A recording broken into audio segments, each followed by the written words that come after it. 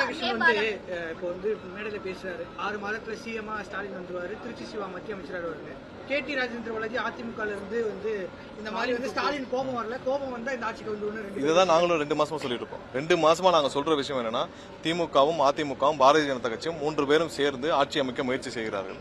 இன்னும் அதிகபட்சமா அடுத்த 1 வருஷத்துக்கு அப்புறம் நடக்க போறதையும் சொல்லியிருந்தோம். அதாவது திமுகவும் அதிமுகவும் அவங்களுடைய கட்சியவே நடத்த முடியாம பாரதிய ஜனதா கட்சியோட இணைச்சிட்டு திரு ஸ்டாலின் அவர்கள் குடும்பத்தில் ஒரு 2 கேபினெட் மினிஸ்டரும் திரு எடப்பாடி அவர்கள் குடும்பத்தில் 2 கேபினெட் மினிஸ்டரும் வாங்கிட்டு போற அளவுக்கு கூட இன்னும் 2 வருஷத்துல 3 வருஷத்துல வந்துடலாம்.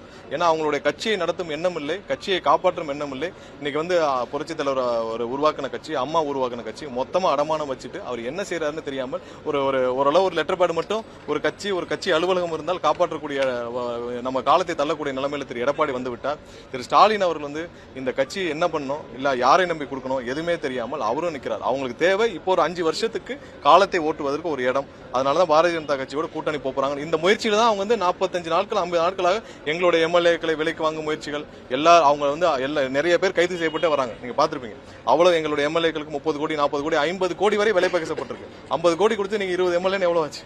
சோ இந்த அளவுக்கு பணம் கொடுத்து இவங்களை வந்து விலை பேசும் அளவிற்கு இன்னமும் அந்த முயற்சியை தினமும் செஞ்சுட்டு தான் இருக்காங்க. அது இல்ல அந்த முயற்சியை தினமும் செஞ்சுட்டு தான் இருக்காங்க.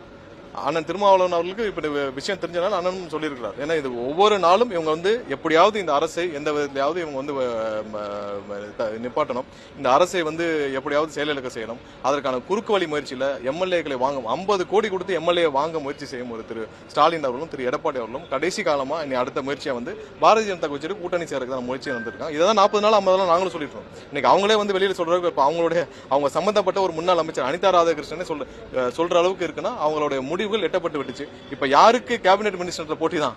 இப்ப அந்த திமுக இருக்கிற எம்பிக்கள் யாருக்கு எத்தனை கேபினெட் மினிஸ்டர் வேணும், இல்ல அதிமுக எத்தனை பேருக்கு கேபினெட் மினிஸ்டர் வேணும், இல்ல இவ எந்த ப்ரொபோசிஷன்ல இவங்க வந்து பாரதிய ஜனதா கட்சியோட கூட்டணி சேருவாங்க, இல்ல 3 பேரும் ஒன்று சேர்ந்து பாரதிய ஜனதா கட்சியோட போறாங்களா, இல்ல கட்சியவே மொத்தமா இணைக்க போறாங்களா, இல்ல எல்லாரும் சேர்ந்து இணைக்க போறாங்கன்ற பேச்சுவார்த்தை நடந்துட்டு இருக்கிற மாதிரி தெரியுது. ஏன்னா அவர் மற்ற முடிவுகள் எல்லாம் அவங்க வந்து திமுக அதிமுக பாரதிய ஜனதா கட்சி 3 பேரும் சேர்ந்து மற்ற முடிவுகள் எல்லாம் எடுத்த மாதிரி தான் அவங்களுடைய அப்ரோச் எல்லாம் இருக்கு.